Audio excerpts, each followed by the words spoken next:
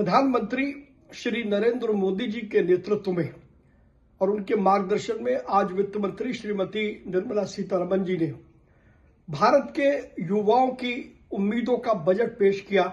कुल मिलाकर के ये युवा भारत का बजट है और यदि एक शब्द में इसको समराइज किया जाए तो ये इंक्लूसिव और कंक्लूसिव बजट है विकसित भारत 2047 की यात्रा के लक्ष्य को पूरा करने के लिए।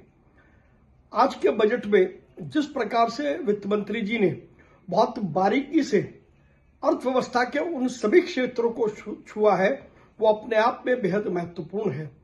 जहां व्यापार और उद्योग में उन्होंने एमएसएमई चैंपियन की बात को कहा है, वहीं लॉजिस्टिक की कॉस्ट को कम करने के लिए वाटरवेज का पूरा उपयोग और उसके साथ साथ हमारे रेलवे फ्रेट कॉरिडोर को ऑगमेंट करने की बात बजट में एक महत्वपूर्ण कदम दिखाई देता है वित्त मंत्री जी का। इसके अलावा यदि हम महिला उद्यमियों की बात करें तो शी की स्कीम से हमारी महिला उद्यमी और अधिक प्रोत्साहित होंगी। युवाओं के लिए कंटेंट क्रिएटर लैब जो पूरे देश में खोली जाएंगी वो हमारे युवाओं को सपनों को नई उड़ान देंगी। इसके साथ साथ जो अन्य वर्ग है, चाहे वो किसान का वर्ग हो या नॉन कॉर्पोरेट सेक्टर का वो कोई भी वर्ग हो, उस वर्ग के लिए बजट में समुचित प्रावधान किए गए हैं।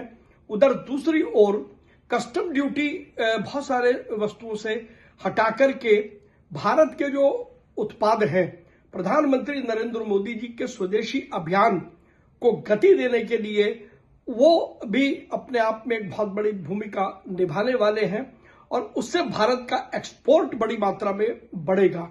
जो नॉन रेजिडेंट इंडियंस हैं वो भारत में आकर के इन्वेस्ट करें, उसके लिए भी पॉलिसी का प्रावधान बजट के अंदर बहुत खूबसूरती के साथ में किया गया है। हिंदुस्तान को पूरी दुनिया का डेस्टिनेशन बनाया जाए अट्रैक्टिव रूप से, तो उसका भी प्रावधान बजट के अंदर किए गए हैं। इंफ्रास्ट्रक्चर डेवलपमेंट पर एक बड़ा ध्यान बजट के अंदर देखा गया है।